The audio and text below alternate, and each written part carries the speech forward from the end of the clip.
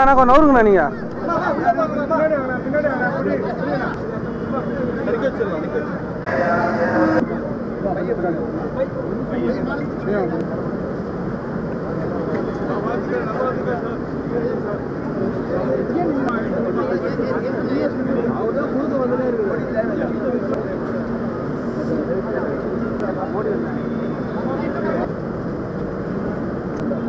வயது முதிர்ந்தோர்கள் திருக்கோயில்களுக்கு செல்ல வேண்டும் என்ற கோரிக்கைகள் பல தரப்பிலிருந்து வந்ததன் காரணமாக நெடுநாளைக்கு நிலுவையில் இருந்த சோளிங்க ரோப்கார் திட்டமும் ஐயர்மலை ரோப்கார் திட்டமும் மாண்புமிகு தமிழக முதல்வர் ஆட்சி ஏற்பட்ட பிறகுதான் பக்தர்கள் பயன்பாட்டிற்கு கொண்டு வரப்பட்டது.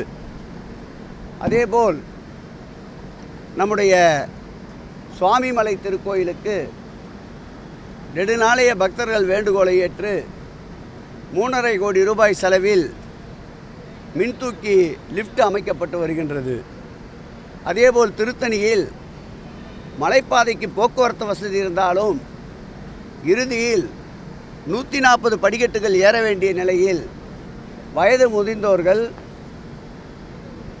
உடல்நல குறைவு ஆரோக்கியம் உள்ளவர்கள் தரிசனத்திற்கு செல்லுகின்ற சூழலை கருத்தில் கொண்டு 5 கோடி ரூபாய் செலவில் மின்தூக்கி லிஃப்ட் அமைக்கப்பட்டு வருகின்றது.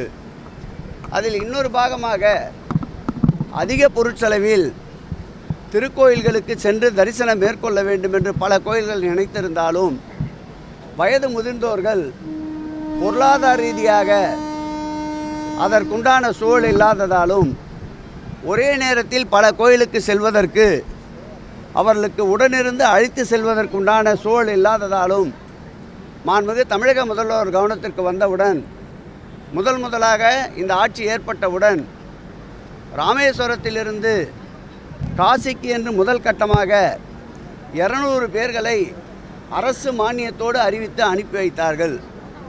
அதன் தொடர்ச்சியாக 2வது ஆண்டு 300 பேர்களை அரசு மானியத்தோடு அனுப்பி வைத்தார்கள். இந்த ஆண்டு 420 பேர்களுக்கு அறிவிக்கப்பட்டு இன்றைக்கு அதன் ஒரு பகுதியாக 60 நபர்கள் காசிக்கு செல்வதற்கு துரித ரயில் மூலமாக அனுப்பி வைக்கப்படுகிறார்கள். இதற்கு ஒட்டுமொத்தமாக அரசு நிதி இதுவரையில் சுமார் 2,30,00,000 ரூபாய் மானியமாக வழங்கப்பட்டிருக்கின்றது. இந்த பணி மேலும் இந்த ஆண்டு தொடரும் என்பதை மகிழ்ச்சியோடு தெரிவித்துக் கொள்கிறோம்.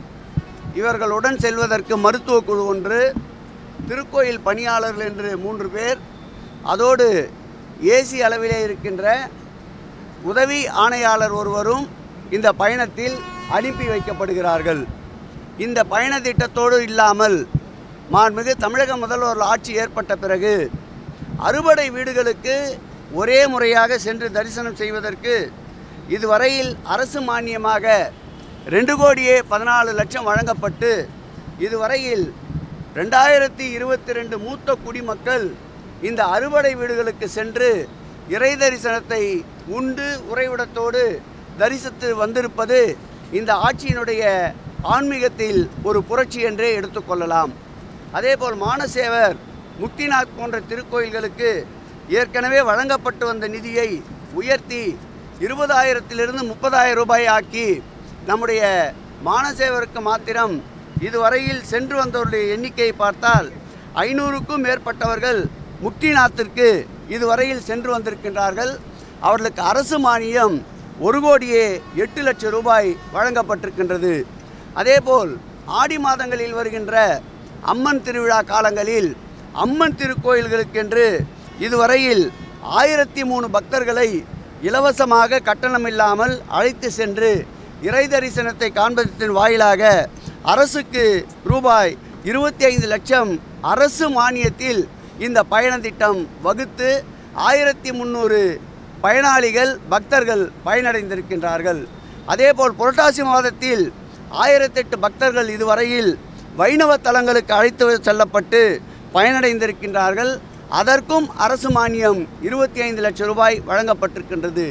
இதுபோல் இந்த ஆட்சியில் வசதி உள்ளவர்கள், வசதி அற்றவர்கள் அனைவரும் இறை தரிசனம் பெறுவதற்கு பல்வேறு முனைப்பான திட்டங்களை மாண்புமிகு தமிழக முதல்வர் திராவிட மாடல் அரசு செயல்படுத்தி வருகின்றது.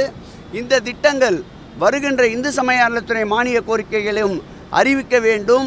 அதற்குண்டான மானிய தொகையை அரசு வழங்கும் என்று மாண்புமிகு தமிழக முதல்வர்கள் தெரிவித்திருக்கின்றார்கள். ஆகவே இந்த திட்டத்தினுடைய பயனாளிகள் எண்ணிக்கை வருகின்ற ஆண்டு அறிவிப்பில் கூடுதலாகும் என்பதையும் மகிழ்ச்சியோடு தெரிவித்துக் கொள்கிறோம்.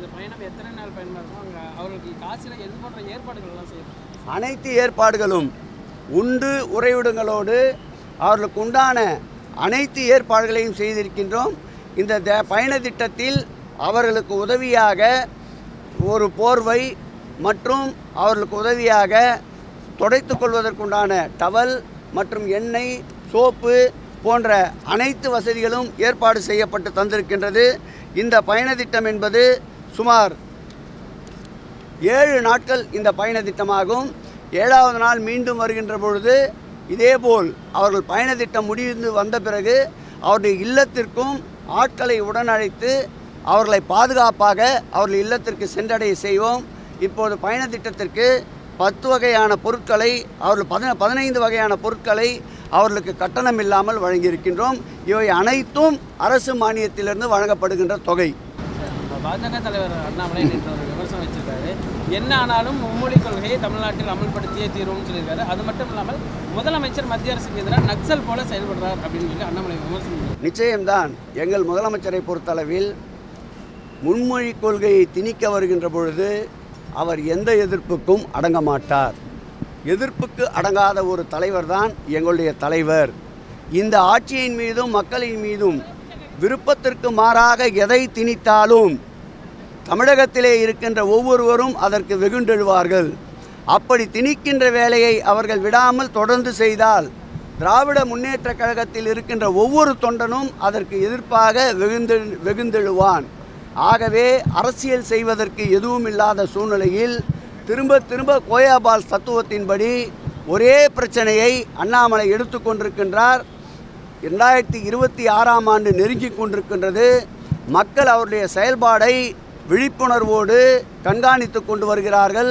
அதில் பெறப்படுகின்ற அடி இந்த தேர்தலில் பாரதிய ஜனதாவிற்கு தமிழ்நாட்டை பொறுத்தளவில் மரண அடியாகத்தான் இருக்கும்.